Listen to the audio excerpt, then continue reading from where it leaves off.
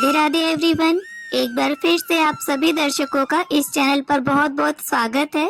तो आज की इस वीडियो में मैं आप सभी के साथ पुत्रदा एकादशी की पूजा विधि शेयर करने वाली हूँ। पुत्रदा एकादशी जो संतान सुख के लिए विशेष मानी गई है और अगर सही तरीके से इसके नियमों का पालन करते हुए व्रत और लक्ष्मी नारायण का पूजन किया जाए तो संतान सुख की प्राप्ति एक दंपति को जरूर होती है। पुत्रदा एकादशी के व्रत में गौ माता का बहुत अधिक महत्व है। तो अगर आपको गाय का दूध मिल जाता है तो बहुत अच्छी बात है, वरना गाय का गोबर या गाय के दूध से बना घी, मतलब कोई भी चीज आपको किसी भी रूप में मिल जाए तो आप उसका प्रयोग पुत्रदा एकादशी के पूजन में जरूर करें। पुत्रदा एकादशी साल में 2 बारी आती है, एक पौष मास में और एक श्रावण मास में। तो देखिए, अगर आप पुत्र की कामना से पुत्रदा एकादशी का व्रत करना चाहते हैं तो हो सके तो पति पत्नी दोनों दंपति मिलकर व्रत रखकर इस पूजा को करें, और आप चाहें तो साल की दोनों एकादशियों का व्रत धारण कर सकते हैं। तो देखिए, पुत्रदा एकादशी के दिन सुबह सवेरे स्नान आदि से निवृत्त होकर साफ और स्वच्छ वस्त्र धारण करें, और इस पूजन को आप चाहें तो अपने घर के मंदिर में भी कर सकते हैं या फिर अलग से चौकी लगाकर भी, और अपने घर के किसी भी पवित्र स्थान पर आप चौकी लगा लें। तो यहाँ पर मैंने चौकी लगाकर उसके ऊपर पीला वस्त्र बिछा लिया है। भगवान विष्णु को पीला रंग अति प्रिय होता है। अब इसके बाद यहाँ पर मैंने पूजा की एक प्लेट में चंदन से स्वास्तिक बना लिया है, और इस पात्र में हम लड्डू गोपाल को विराजमान करके उन्हें स्नान कराएंगे। तो देखिए, अगर आपके घर पर लड्डू गोपाल ना हो तो आप इस विधि को स्किप कर सकते हैं।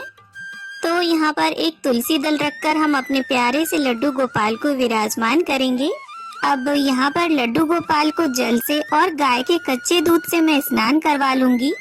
और देखिए, पौष मास में काफी ठंडक हो जाती है, तो जल को थोड़ा आप गर्म कर लें और इस जल में थोड़ा गंगा जल भी मिक्स कर लें।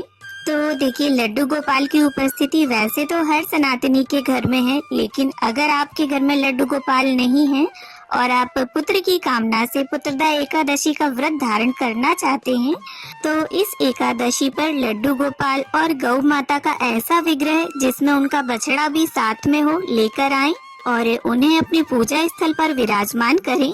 तो देखिए, लड्डू गोपाल की सेवा में आप जितना प्रेम का और समर्पण का भाव लाएंगे, लड्डू गोपाल आपकी सेवा, आपकी पूजा उतनी ही जल्दी स्वीकार करेंगे और आपकी मनोकामना को पूरा करेंगे।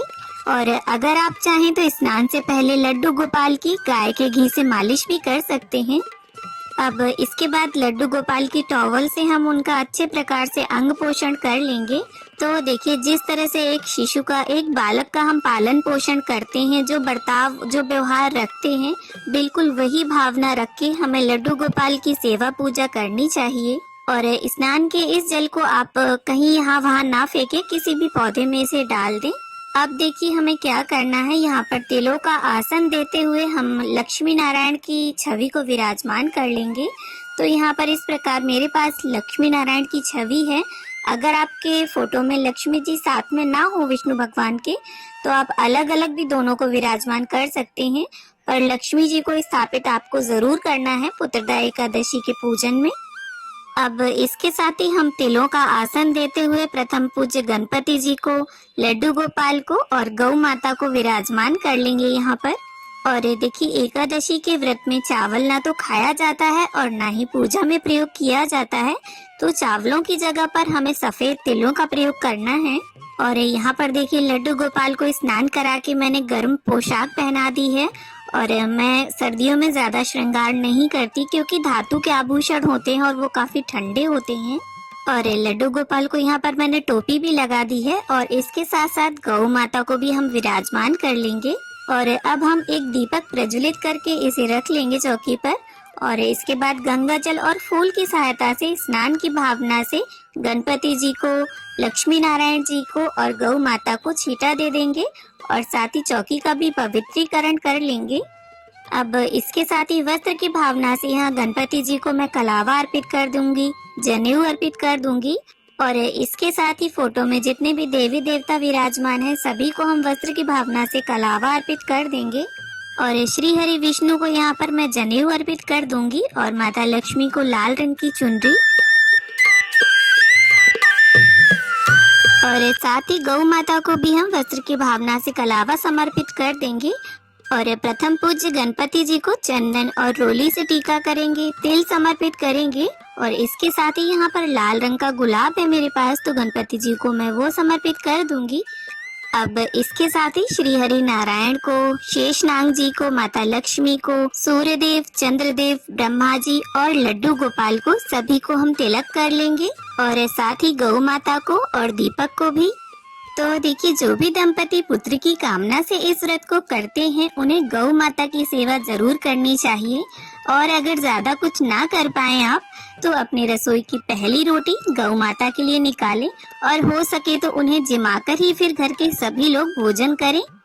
और इसके साथ ही सभी को हम इत्र समर्पित कर देंगे। लक्ष्मी नारायण का जब भी आप पूजन करें इत्र सेवा जरूर दें, क्योंकि उन्हें इत्र अत्यंत प्रिय है। अब इसके साथ ही सभी को हम पुष्प अर्पित कर देंगे। और हो सके तो आप श्री हरि नारायण को और लड्डू गोपाल को पीले रंग के पुष्प और माता लक्ष्मी को लाल रंग के पुष्प समर्पित करें। वरना जो भी फूल हो आपके पास आप वो चढ़ा सकते हैं, और बिना फूलों के भी इस पूजन को आप कर सकते हैं।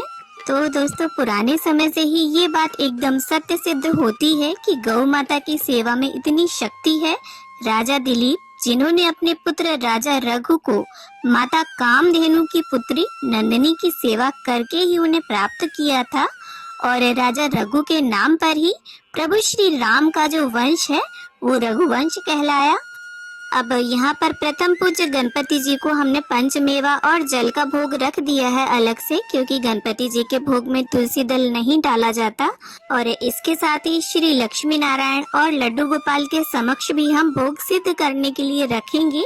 तो यहाँ पर पंचमेवा और जो भी ऋतु फल हो आप उनका भोग अर्पित करें। और अगर ज्यादा कुछ ना हो घर पर तो आप माखन मिश्री का भोग भी लगा सकते हैं। और प्रेम से आप जो भी भोग लगाएंगे वो प्रभु जरूर स्वीकार करेंगे। और जल का भोग भी आप अवश्य रख दें, और सभी भोग में आप तुलसी का एक एक पत्ता जरूर डाल दें, क्योंकि बिना तुलसी दल के हमारे श्री हरि नारायण और लड्डू गोपाल भोग को स्वीकार नहीं करेंगे।